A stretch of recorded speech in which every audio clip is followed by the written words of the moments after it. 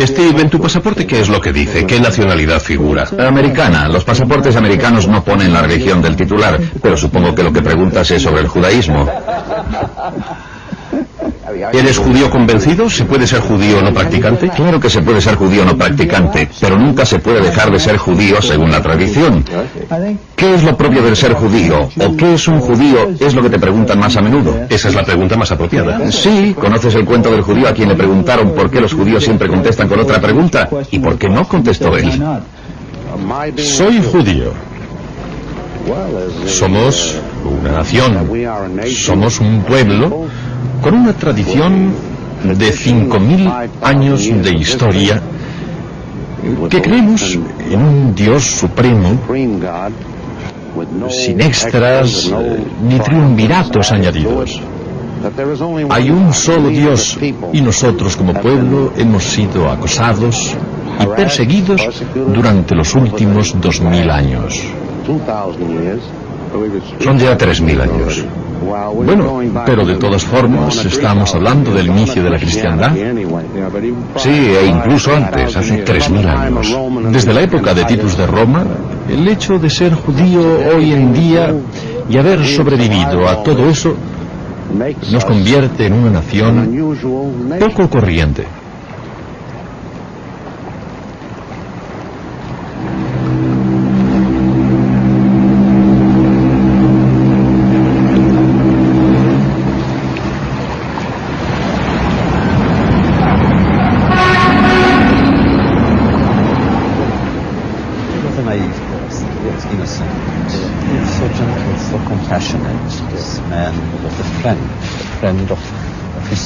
Elie Wiesel es judío y vive en Nueva York. Había leído y admirado sus novelas y quise conocerle. Es una historia fantástica la del juicio final, ¿verdad? Sobre lo que te dirán allí en comparación con las demás criaturas, tú solo. Sí, no me preguntarán si soy Moisés. A Abraham le preguntarían si era Zusia. Piénselo. Dios decidió revelarse por primera y última vez en el Sinaí. Por primera y única vez iba a dirigirse a la raza humana. Y cualquiera hubiera esperado una conferencia sobre teología, por lo menos. Al fin y al cabo, es lo que domina. O sobre misticismo. Nos podría haber explicado el principio y el fin de todo.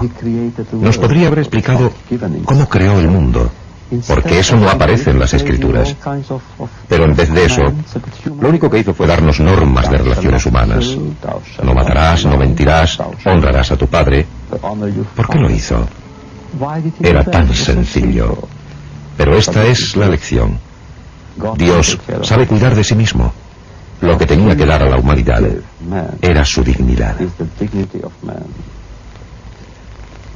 Los cristianos han creado belleza en la pintura y la escultura, y los musulmanes en el espacio y la arquitectura. ¿Dónde crean los judíos su belleza? En las palabras, siempre en las palabras. Yo creo que fundamentalmente el judaísmo, la civilización judía, la tradición judía, están llenas de belleza. No es tan solo un sistema moral, un conjunto de conceptos étnicos, una serie de acontecimientos históricos. No es tan solo una religión. Es también una forma estética y convincente de entender la vida llena de belleza. Y la belleza yace en las palabras. ¿Sabes? Me encanta la música. ¿A quién no? Y me encantan los cantos gregorianos. Si en algo me siento celoso del cristianismo, quiero que sepa que es por los cantos gregorianos. Bach, Beethoven y las maravillosas obras musicales. Entonces me digo a mí mismo, con la típica arrogancia judía, que quizás su música, sí, su música, no les pertenece en realidad. Es también mía, pero ustedes se la han apropiado.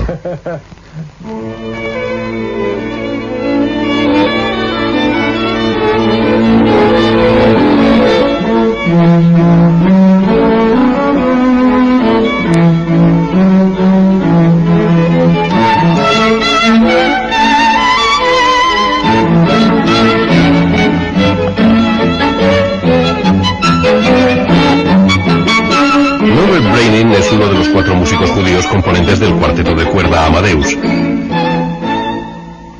Siempre me parece que cuando hablo o trabajo con judíos me encuentro en medio de una discusión. Pero ¿es que siempre me encuentro con judíos contestatarios o es que hay algo en los judíos que les hace provocar discusiones? Bueno, creo que en general los judíos saben discutir porque han sido educados para ello. El origen viene de las Sagradas Escrituras, siempre sujetas a diferentes interpretaciones que pueden llevar a discusiones en caso de diversidad de opiniones. No obstante, el objetivo es luchar por la verdad.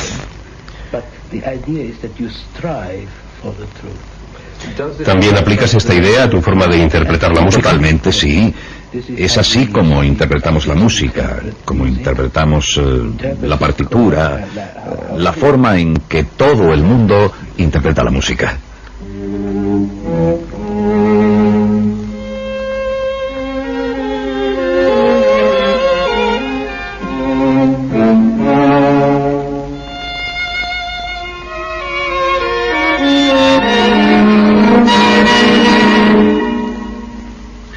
Pero en tu caso supongamos que se juntan 4 hombres con la misma pasión por las notas musicales que tienen enfrente. Ellos no discutirían si vale la pena tocar esas notas, sino cómo hacerlo. Es así, ¿no? Sí, claro. Entonces el paralelo religioso sería la existencia de la Torah. Existen esas palabras, esas marcas en el papel. Exacto. La discusión es acerca de lo que Dios quiso decir. Él habló, ¿pero qué quiso decir? Sí, exactamente. Es esto. No tiene por qué haber discusión alguna. Lo que quiero decir es que las intenciones de un compositor, al igual que el texto de la Biblia, son sacrosantos.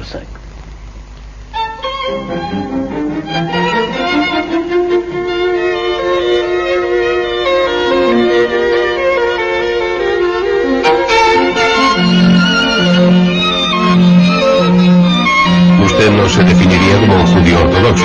Usted ve Israel, la raza, o Israel, el grupo, como un grupo de sacerdotes. ¿Tengo razón? En nombre del resto del mundo. No les veo como sacerdotes. Les veo como instrumentos forzados al servicio de Dios. Elegidos, pero quizás sin haber querido ser elegidos. Elegidos. Creo que son elegidos. Toda la historia, tal y como se muestra ante nuestros ojos, confirma su condición de elegidos.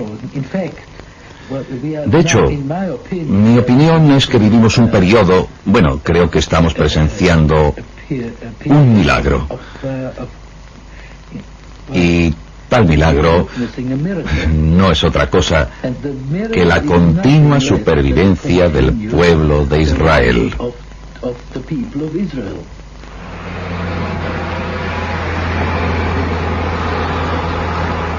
Un día un policía, cuando está haciendo su ronda habitual, ve a un joven yemenita sentado en lo alto de un naranjo, en medio de un naranjal, cogiendo naranjas de los árboles y comiéndoselas. Y el policía le grita: «Chaber, amigo, ¿no sabes que la Biblia dice no robarás?» Y el yemenita le mira desde arriba y dice: «¿Qué país tan maravilloso es Israel? Te sientas en lo alto de un árbol comiendo naranjas y escuchas citas de la Biblia».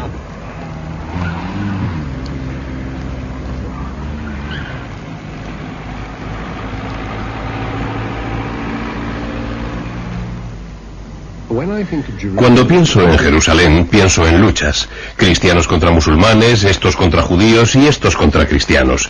No hay forma de que yo considere esta ciudad santa de la manera que se supone debo hacerlo, aunque reconozco que otros sí pueden.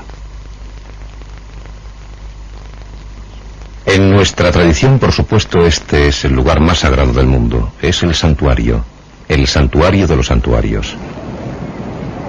El ideal de todas las ciudades es Jerusalén, porque significa paz, la ciudad de la paz. Creo que conocí Jerusalén antes de conocer mi propia ciudad. Así que ya vivía en Jerusalén antes de ir allí. Cuando llegué allí por primera vez, tuve la sensación de haber estado allí antes tantas veces. A la inversa, cada vez que voy me parece que es la primera vez. Es un sitio único en el mundo.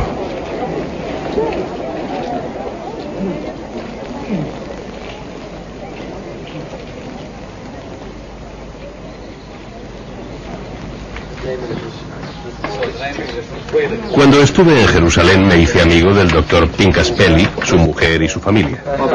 Pertenece a la 6ª generación de nativos de Jerusalén y a la 6ª generación de rabinos. Quería que fuera a ver el muro, la única muralla que permanece del segundo templo judío, destruido por los romanos hace casi 2000 años. Cuando andas por las calles de Jerusalén y llegas al muro, sientes que sigues las huellas de profetas y reyes y rabinos. Pero creo que normalmente se ve el muro como un recordatorio, una advertencia. Esas piedras probablemente han escuchado más lamentaciones, oraciones, esperanzas y aspiraciones judías que ningún otro ser animado o inanimado. Los sentimientos, las emociones, las esperanzas que fueron tejidas alrededor de esas piedras son ciertamente sagradas. Los acontecimientos son sagrados en el judaísmo. Pero si no se comparte la historia, no se pueden apreciar los sentimientos. Así que ¿por dónde se empieza? Lo que yo buscaba era un abecedario del judaísmo. Sabe, hay un viejo refrán judío que dice: donde quiera que haya dos judíos se encontrarán tres opiniones. Por tanto, usted encontrará muchas opiniones sobre lo que es el judaísmo. Le puedo dar la mía. El judaísmo es un sistema de comunicación. El hombre se encuentra solo en un mundo caótico. Cuando llegamos al mundo no sabemos qué hacer ni a dónde ir. Y el judaísmo viene a darnos una orientación hacia una forma libre de comunicación. Lo primero es la Torah, la enseñanza. Ahí uno se encuentra con la revelación. Dios que busca al hombre para decirle lo que debe hacer. Esto nos viene desde arriba. Luego viene la respuesta del hombre. No es suficiente que el hombre se siente pasivamente y reciba instrucciones. El hombre no tiene por qué comportarse como un soldado pruso. Sí, señor, sí, señor. Así no debe ser. Tenemos que responder. Nuestra respuesta se expresa a través de la adoración. Esta es otra forma de comunicación, desde abajo hacia arriba. Estas dos formas son verticales, pero resultan en una conexión horizontal.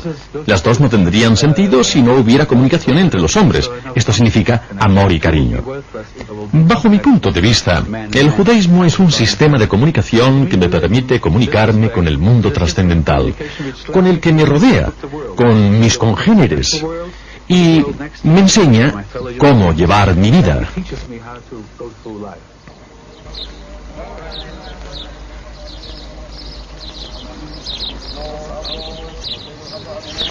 Pinchas Pelly es un fariseo moderno, un descendiente de aquellos a los que los evangelios cristianos tanto critican, tan preocupados por cosas sin importancia. A un judío se le exige rezar 3 veces al día. La naturaleza cambia, la creación cambia 3 veces al día. Según los rabinos es al alba, al mediodía y por la noche cuando la naturaleza se muestra claramente al hombre.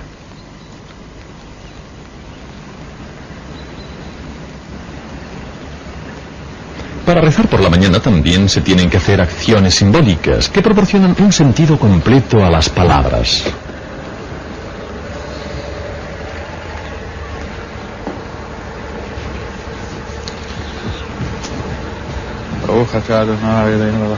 Lo primero que hay que hacer es envolverse en un taler, un chal de oración, que es un trozo cuadrado de tela con flecos en las 4 esquinas.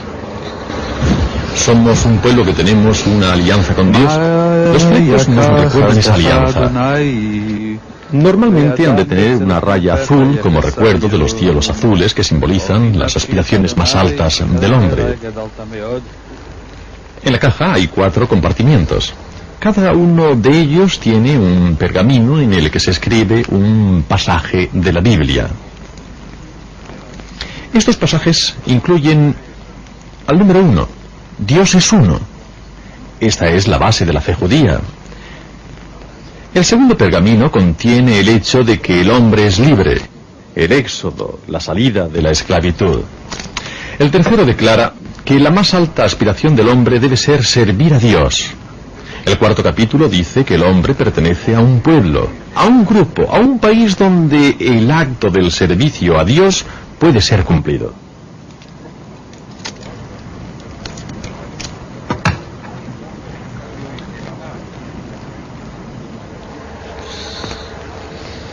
Este es otro recordatorio que se ata al brazo, paralelo al corazón. El corazón es el centro de los deseos y nosotros mostramos que somos un pueblo libre, pero también estamos atados, con restricciones en nuestros deseos y en nuestras acciones. La mano simboliza la acción. La correa se enrolla en el brazo 7 veces, simbolizando los 7 días de la semana, los 7 días de la creación. Y otro tefilén, el tefilén Sel Roch, que puesto en la cabeza nos enseña que nuestros logros intelectuales también son limitados.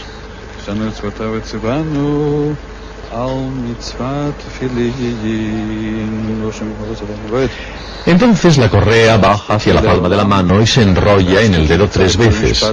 Y cada vez que se enrolla se recita un verso del libro de Isaías. Yo te desposo para siempre. Te desposo con honradez, justicia, amor y compasión. Te desposo en fidelidad y amarás al Señor. Entonces se siente que entre el dedo, la mano y el brazo se encuentra el nombre de Dios, la expresión de amor entre el hombre y Dios y la expresión de reverencia y disciplina.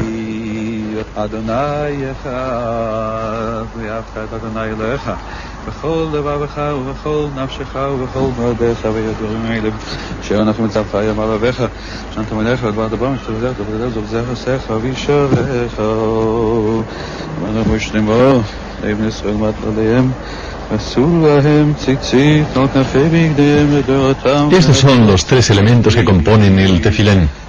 Cuesta mucho tener las intenciones correctas y contar el número exacto de vueltas de la correa en la mano, pero con el tiempo se convierte en un hábito, igual que al aprender a conducir todo parece muy extraño al principio. Después uno simplemente se monta en el coche y se mueve.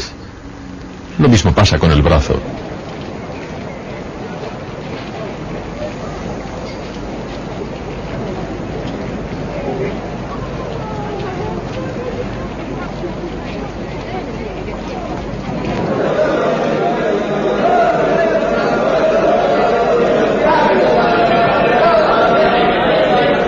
Si le pregunto con los ojos vendados dónde se encuentra, puede que usted me diga que en una subasta o en una central de teléfonos hebrea. En realidad usted está presenciando la oración matinal en una yeshiva, un seminario. Este en particular se ha trasladado aquí desde Nueva York y muchos de los alumnos son americanos.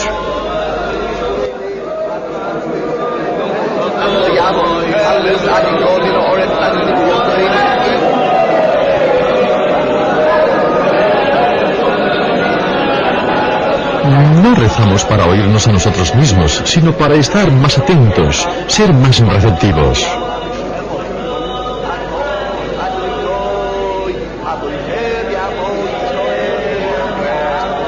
Los judíos se convirtieron en un pueblo elegido porque respondieron.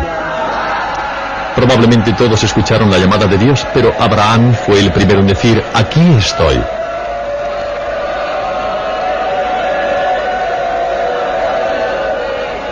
En un momento del servicio se hace una lectura sacada de los 5 libros de Moisés, los libros de la ley, Génesis, Éxodo, Levítico, Números, Deuteronomio. En su conjunto se les denomina la Torá y se guarda en un lugar llamado el Arca.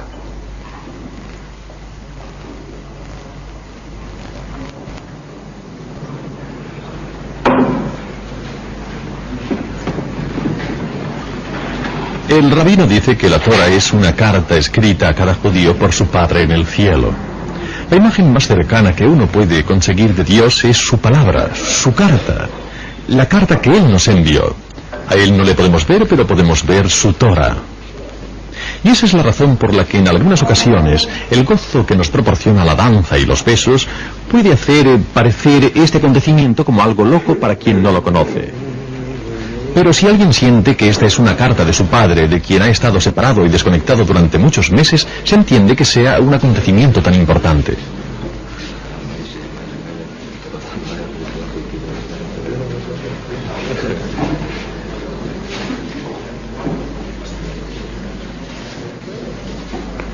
Los pergaminos de la Torá siempre son escritos a mano por un escriba. Un hombre puede tardar 1 año o más en copiar un solo rollo.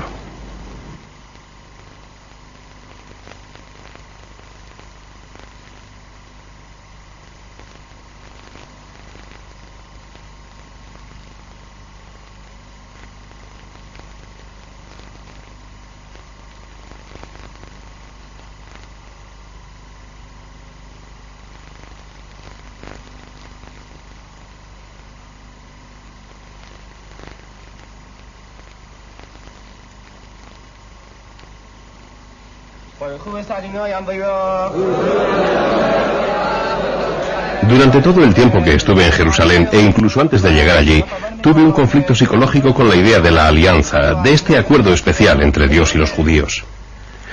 Tengo entendido que los judíos aseguran que hubo un contrato suscrito por Dios y ellos mismos llamado la alianza.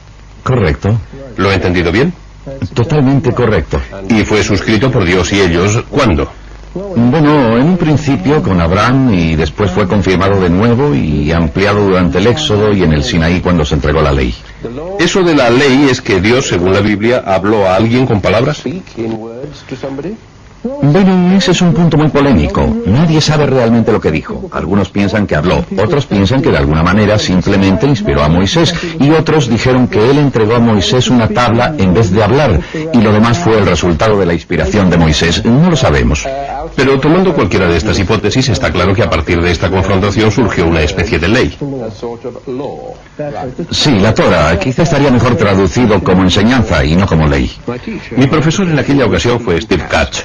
Es un catedrático asociado de religión en Dartmouth College, New Hampshire. Nosotros sentimos que Dios sabe lo que hace. Sus modos de actuar no son como los nuestros, como dice en la Biblia, y es difícil para nosotros señalar lo que significa exactamente, pero creemos que significa algo.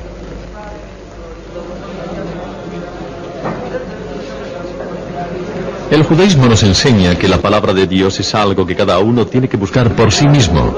Nadie te lo puede decir.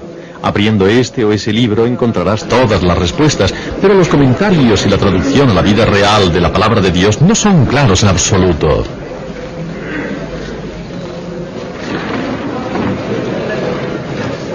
Si alguien no me hubiera enseñado un versículo del libro del Génesis, habría abandonado Israel sin saber que la palabra Israel tiene un significado en su raíz. Significa algo como aquel que lucha con Dios y los hombres y gana. No aquel que deja a Dios que le pise, ni tampoco aquel para quien su Dios es un auténtico extraño, sino aquel que lucha con Dios y los hombres y gana.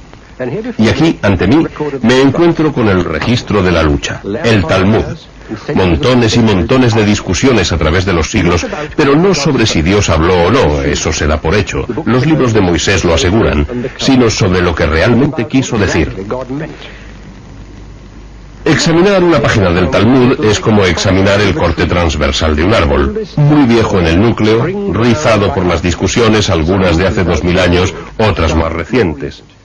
Y todavía hay sitio para más crecimiento.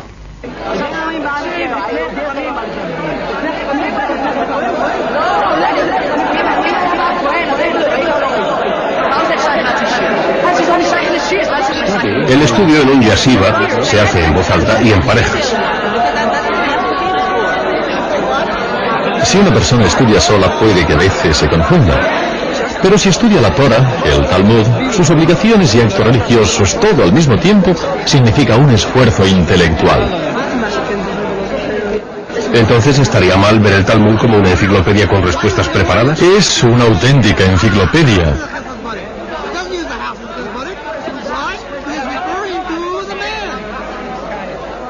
Tiene sabiduría enciclopédica, pero no está estructurada de la misma forma que las enciclopedias normales, por orden alfabético.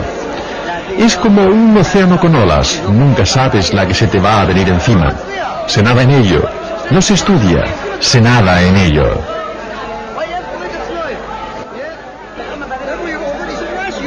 ¿Lleva la discusión en algún momento al orgullo? ¿Se sienten orgullosos de sí mismos por descubrir algo original? Ocurre a veces, pero la verdad no es lo que se supone que es. Hay un ejemplo clásico. Se menciona en el mismo Talmud. Hay dos personas que discuten sobre algo. Cuando uno se queda estancado, el otro dice, ok, según tu opinión, esta debería ser tu respuesta. Y después de dar la respuesta, continúa diciendo que esa respuesta no es la verdadera. Ahí te tengo. La idea es, averigüemos la auténtica verdad.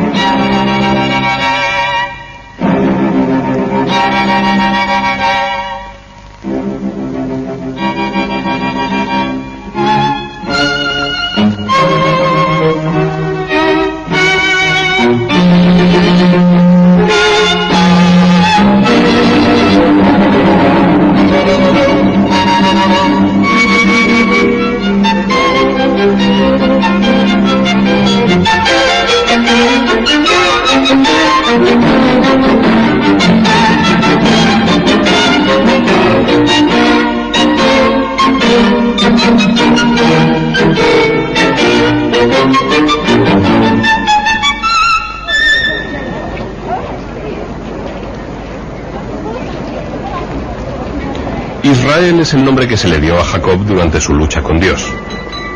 Israel es el nombre del pueblo que ha mantenido esa lucha.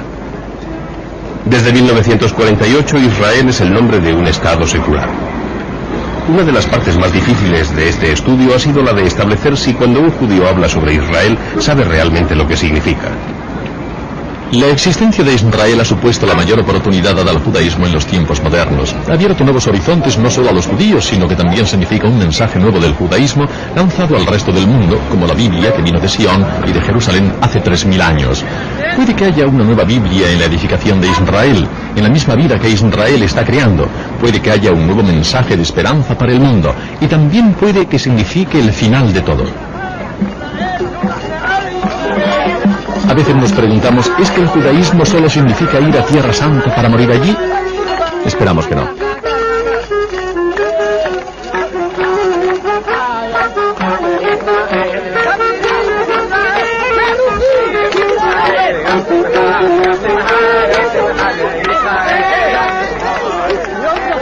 Se hable o no se hable de ello, en cualquier conversación con un judío subyace el Holocausto. El hecho de que entre 1939 y 1945 6 millones de judíos fueron exterminados.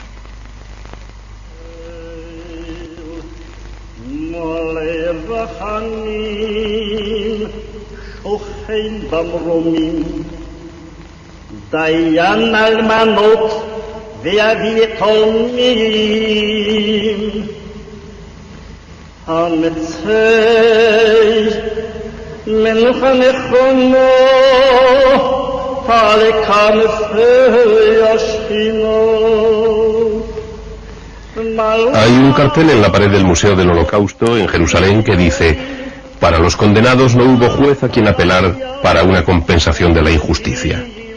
No hay ningún gobierno a quien poder dirigirse para pedir protección o castigo para los asesinos. No hay vecinos a los que se pueda llamar pidiendo refugio.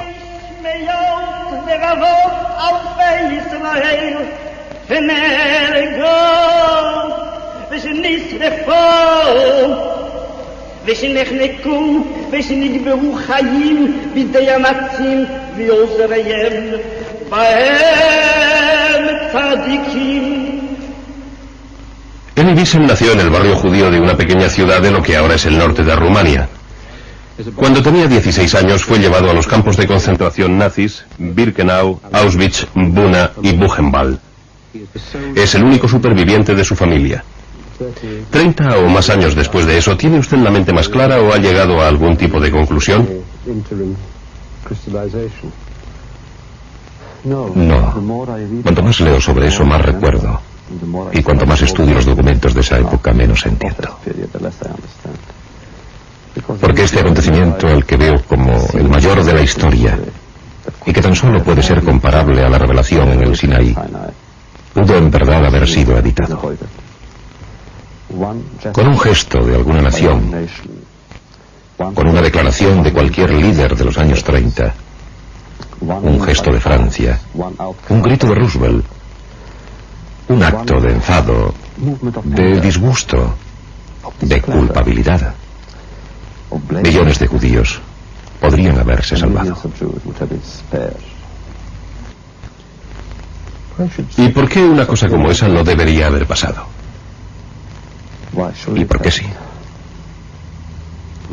¿Por qué una comunidad de hombres debe ser destruida por otros hombres? ¿Por qué se masacró a 1 millón de niños?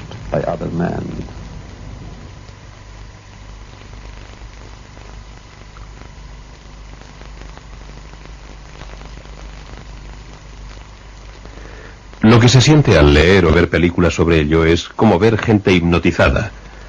No luchan en absoluto, parecen muy extrañados.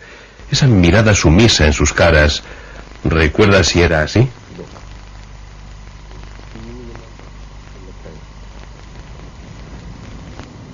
Sí. Creo que fue un encuentro. Un encuentro con lo absoluto. Las víctimas fueron víctimas perfectas. Los asesinos, asesinos perfectos. Y lo que conocieron entonces, lo que los niños judíos conocieron cuando fueron a sus tumbas, nadie lo sabrá nunca. Se convirtieron en inmortales, parecían dioses, conocían la verdad. Y quizás ese es el porqué de que sus caras parezcan tan cercanas al dolor. Pero cuando se mira a sus padres y a sus abuelos en las fotos, es otra cosa. Creo que es cuestión de pena. Sienten pena por el mundo. Sienten lástima por los supervivientes. Vosotros nos vais a sobrevivir. Y el mundo donde vais a vivir, bueno, mala suerte. Esto es, no sé, bueno, ¿cómo considera usted a un hombre, a un grupo de gente que hacen cosas como esas? ¿Cómo, gracias a su experiencia, los considera? ¿Dejan de ser hombres? ¿Se refiere a las víctimas o a los asesinos? A los asesinos. No entiendo a los asesinos, nunca he podido. Esa es la razón por la cual en mis novelas nunca les puedo introducir en la acción. No puedo decir yo hablando de un asesino, no puedo identificarme con él, pero a pesar de todo eran humanos. Recuerdo el juicio de Eichmann. Vi a Eichmann y era humano. Recuerdo a Mengele y era humano. Todos eran Bold, hechos como nosotros. Todos eran educados. La mayoría de los componentes del comando Eisenstadt eran licenciados universitarios y provenían de las familias aristocráticas de la nobleza. Tenían la partícula von en sus apellidos. No lo sé. Pero una cosa que puede hacerle daño es que no entiendo a las víctimas y no entiendo a los asesinos. Pero debo decir que las víctimas son mi problema, los asesinos no. Los asesinos eran cristianos. Es verdad que no todas las víctimas eran judíos, pero todos los judíos eran víctimas. Y todos los asesinos eran cristianos. Entonces, ¿fue la cristiandad que hay en ellos lo que les convirtió en asesinos? Espero que no. Pero el hecho es que no se convirtieron en asesinos aislados. Forman parte de un crecimiento desmedido, son el resultado del año 1800, de una determinada civilización, de una determinada tradición, de una determinada enseñanza-odio. Y se convirtieron en el ejemplo. El vivo ejemplo de lo que le ocurre a la gente cuando aprende a odiar. Y ese es un problema de los cristianos. Puede ser visto como una terrible perversión de un malentendido, de una frase como el pueblo elegido. O sea, el pueblo elegido. ¿Ellos fueron elegidos para matar y nosotros fuimos elegidos para morir? Quizás, pero de nuevo ese es su problema, no el mío.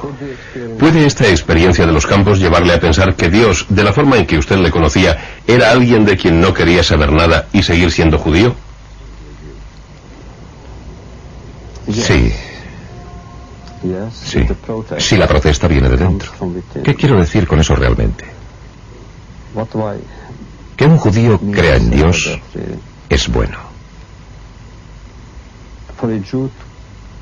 Que un judío proteste contra Dios también es bueno.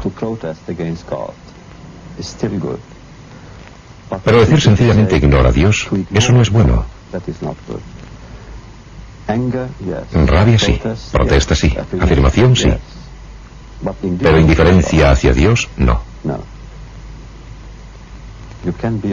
Se puede ser judío con Dios, se puede ser judío contra Dios, pero no sin Dios. ¿Le importaría contarme la historia de los rabinos y el voto contra Dios?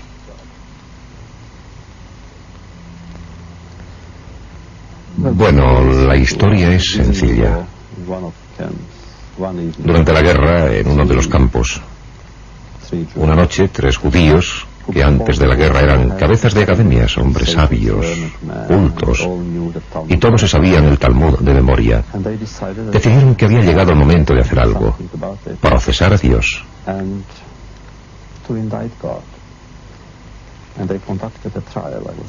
Y convocaron un juicio. En aquel momento yo era muy joven, pero recuerdo estar allí. Se sentaron en la cama una noche y el juicio comenzó. El juicio a Dios con todos los argumentos a favor y en contra. Duró un par de días. Fue muy serio y muy dramático. Había una cierta gravedad, una cierta solemnidad en cada palabra pronunciada, porque sabían que cualquier cosa que dijeran tendría un impacto. Cualquier cosa que dijeran sería escuchada, retumbaría. Y recuerdo que después de muchos días el veredicto llegó y el veredicto fue culpable. Pero entonces el presidente del tribunal simplemente dijo: vayamos a rezar.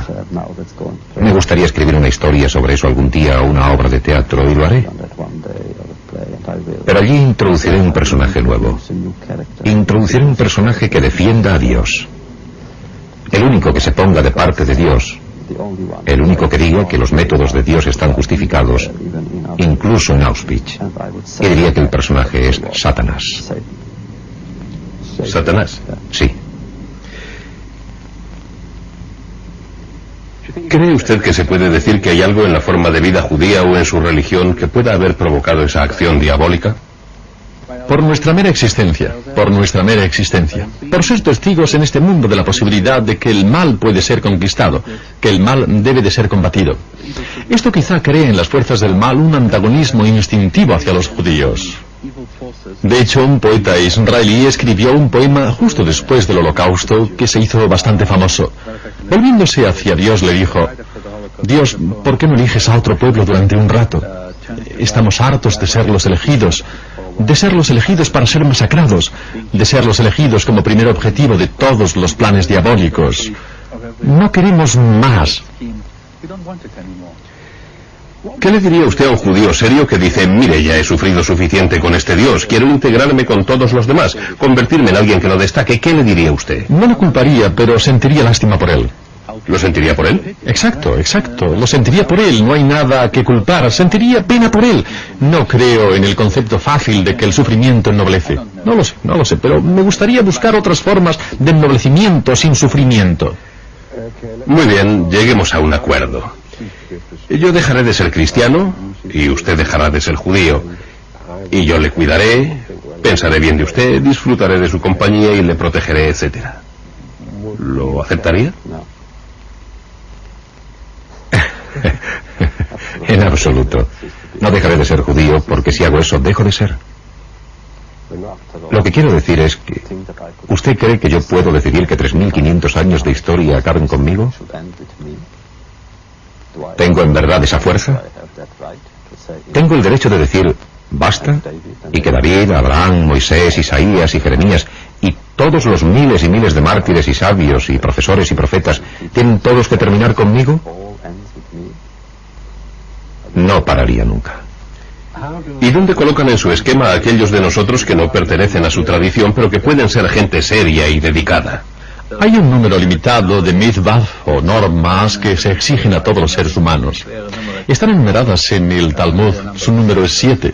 Hay exactamente 7 requisitos para que a alguien se le considere un gentil recto, que compartirá el mundo venidero, cualquiera que sea el significado de esa expresión. No estoy totalmente contento porque no quiero, si el mandamiento es algo tan digno de respetar, no quiero que se me confine a respetar tan solo 7, quiero todos los demás. Bueno, las puertas siempre están abiertas y yo le daría la bienvenida si quisiera venir, si quisiera incorporarse.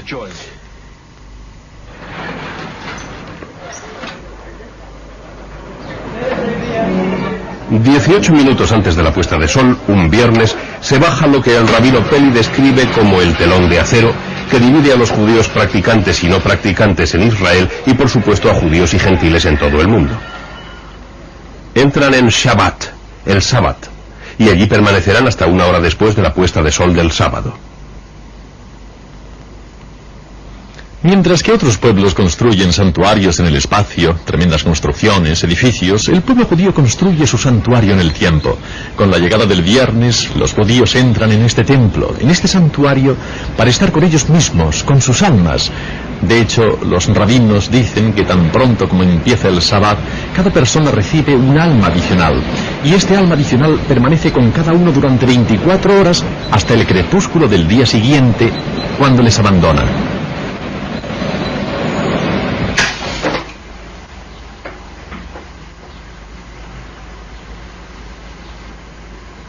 En el momento de encender las velas, el Sabbat comienza. Hay una vela encendida por cada miembro de la familia. El encendido de las velas es un mitzvah, un mandamiento.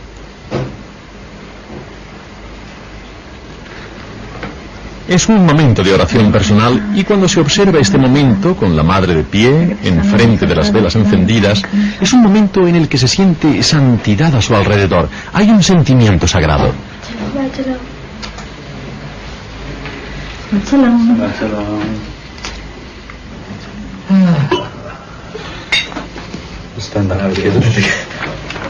Ningún judío ortodoxo permitiría que se filmara una comida sabática porque significaría trabajo. No obstante, la familia Peli siempre me invitó y cuidó de mí cada viernes de mi estancia en Jerusalén. Esta es la reconstrucción de un Sabbat en un martes. Empieza con "y Dios vio que el mundo era bueno" en el sexto día, y después se sigue con la creación del Sabbat. ברוך אתה השם מקדש השבת.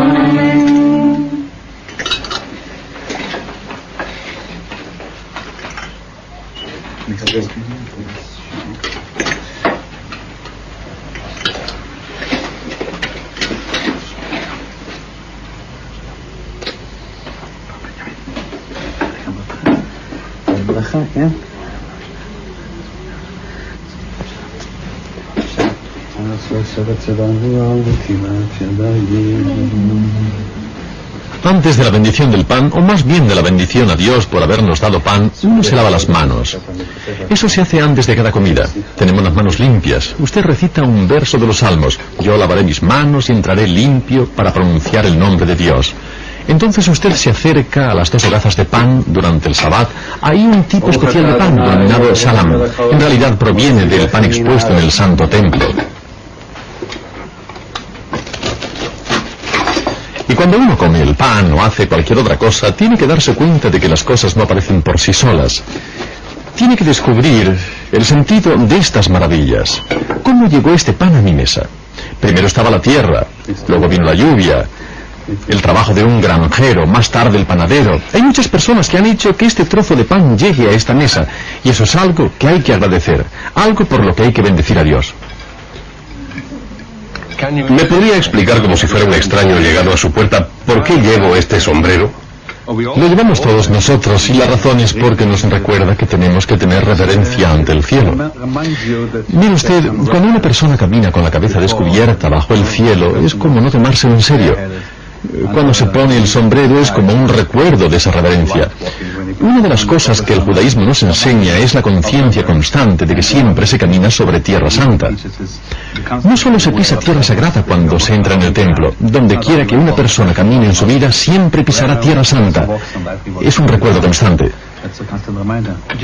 ¿Ha tenido que saltarse las normas para permitirme asistir a esta comida? Verá, yo soy un gentil. ¿Ha oído usted eso, verdad?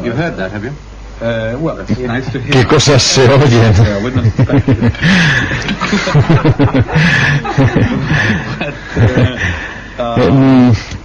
Nunca lo habría sospechado. Normalmente invitamos amigos a la cena del viernes.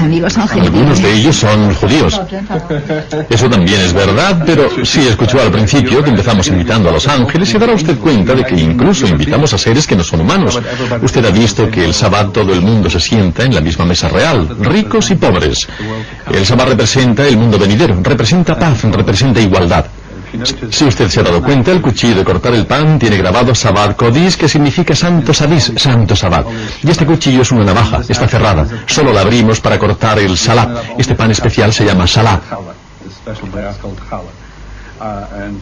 ¿Y por qué lo tienen solo un día? Lo tenemos solo un día porque durante el Sabbat se supone que no tiene que haber ningún tipo de armas sobre la mesa.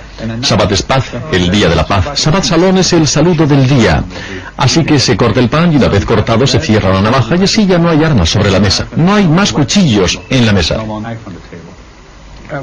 ¿Y qué es Sabbat? Sabbat es el día de la semana en que ustedes no trabajan. ¿Podría explicar la frase "no trabajarás" de forma positiva? Yo trato de cumplir con todas las así llamadas restricciones del Sabbat. Yo creo que introducirse en estas restricciones libera a las personas. Por ejemplo, nosotros no contestamos el teléfono ni conducimos durante el Sabbat. Verá usted, en estos tiempos modernos nos hemos convertido en esclavos de esas invenciones tan maravillosas. Usted sabe que cuando suena el teléfono, aunque se esté en medio de una conversación con su mujer o con sus hijos, siempre se corre a contestar. Entonces hay como una especie de nudnik. ¿Qué es nudnik? Un nudnik es un pesado, o en el folclore judío alguien que cuando le preguntas cómo estás empieza a contárselo. Así que tienes un nudnik al teléfono que te está interrumpiendo durante tu conversación. Así que sabes que si no contestas y tampoco conduces, entonces la gran diversión de conducir a la playa o conducir al parque, al meterte en el tráfico, en un atasco, deja de ser una diversión para convertirse en un sufrimiento. Yo creo que esas restricciones de que no se puede uno alejar de su casa puede proporcionar a una persona el disfrute de lo propio, disfrutar con la familia, disfrutar. Yo no encontraría que ninguna de estas así llamadas restricciones del Sabbat son restrictivas en absoluto. Tengo la impresión de que en otras circunstancias usted no podría hacer todo esto de una forma tan grandiosa como lo hacemos ahora. Si usted se encontrara en circunstancias más precarias, ¿podría llevar a cabo esta comida en cualquier parte? Por supuesto, por supuesto. El Sabbat fue mantenido donde quiera que hubo judíos.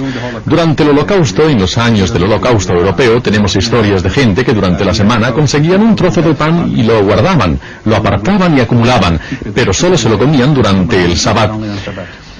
Porque hay mucha verdad en el proverbio que dice que cuanto más preservan los judíos el Sabbat, más les preserva a ellos el Sabbat.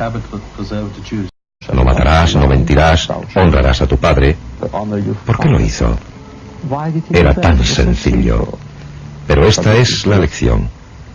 Dios sabe cuidar de sí mismo. Lo que tenía que dar a la humanidad era su dignidad. Los cristianos han creado belleza en la pintura y la escultura, y los musulmanes en el espacio y la arquitectura. ¿Dónde crean los judíos su belleza? En las palabras, siempre en las palabras. Yo creo que fundamentalmente el judaísmo, la civilización judía, la tradición judía, están llenas de belleza. No es tan solo un sistema moral, un conjunto de conceptos étnicos, una serie de acontecimientos históricos. No es tan solo una religión. Es también una forma estética y convincente de entender la vida llena de belleza. Y la belleza yace en las palabras. ¿Sabes? Me encanta la música. ¿A quién no? Y me encantan los cantos gregorianos. Si en algo me siento celoso del cristianismo, quiero que sepa que es por los cantos gregorianos. Bach, Beethoven y las maravillosas obras musicales. Entonces me digo a mí mismo, con la típica arrogancia judía, que quizás su música, sí, su música, no les pertenece en realidad. Es también mía, pero ustedes se la han apropiado.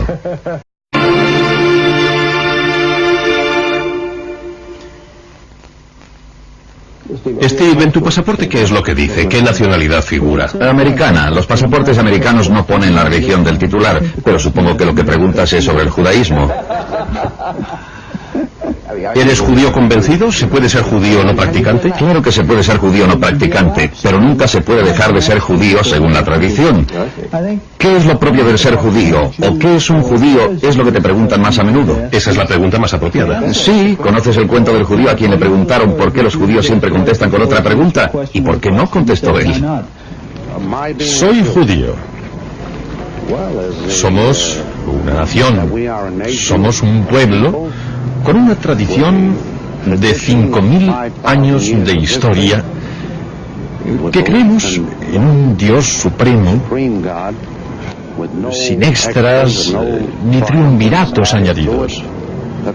Hay un solo Dios, y nosotros como pueblo hemos sido acosados y perseguidos durante los últimos 2.000 años. Son ya 3.000 años.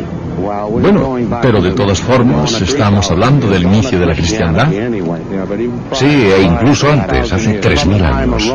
Desde la época de Titus de Roma, el hecho de ser judío hoy en día y haber sobrevivido a todo eso nos convierte en una nación poco corriente.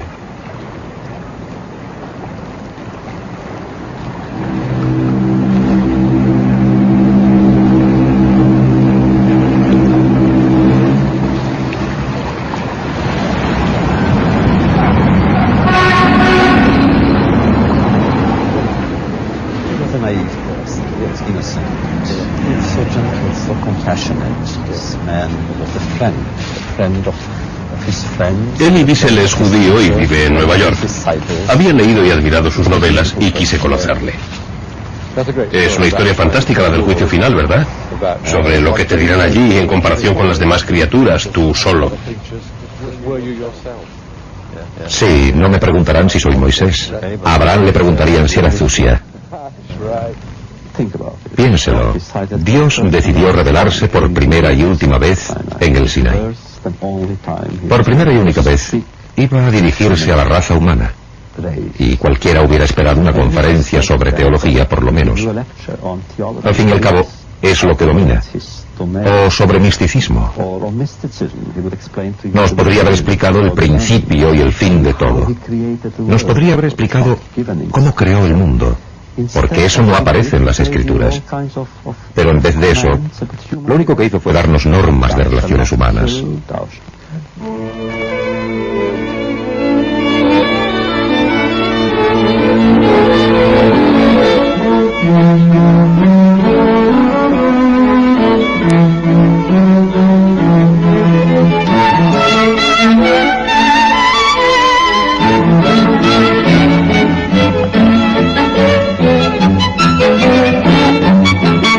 Norbert Breinin es uno de los 4 músicos judíos componentes del cuarteto de cuerda Amadeus. Siempre me parece que cuando hablo o trabajo con judíos me encuentro en medio de una discusión. Pero ¿es que siempre me encuentro con judíos contestatarios o es que hay algo en los judíos que les hace provocar discusiones? Bueno, creo que en general los judíos saben discutir porque han sido educados para ello.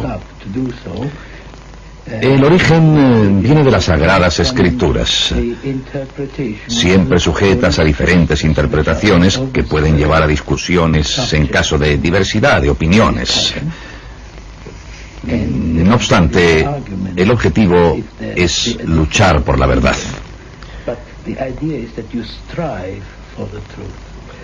¿También aplicas esta idea a tu forma de interpretar la música? Totalmente, sí.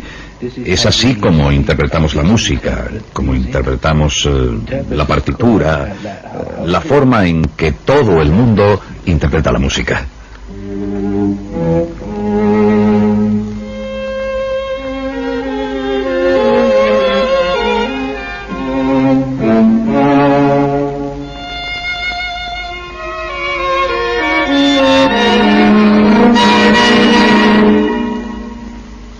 Pero en tu caso supongamos que se juntan 4 hombres con la misma pasión por las notas musicales que tienen enfrente. Ellos no discutirían si vale la pena tocar esas notas, sino cómo hacerlo. Es así, ¿no? Sí, claro. Entonces el paralelo religioso sería la existencia de la Torah. Existen esas palabras, esas marcas en el papel. Exacto. La discusión es acerca de lo que Dios quiso decir. Él habló, pero ¿qué quiso decir? Sí, exactamente. Es esto. No tiene por qué haber discusión alguna. Lo que quiero decir es que las intenciones de un compositor, al igual que el texto de la Biblia, son sacrosantos.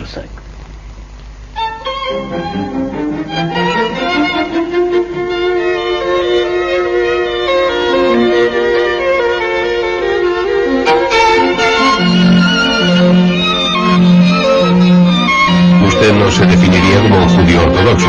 Usted ve Israel, la raza, o Israel, el grupo, como un grupo de sacerdotes. ¿Tengo razón? En nombre del resto del mundo. No.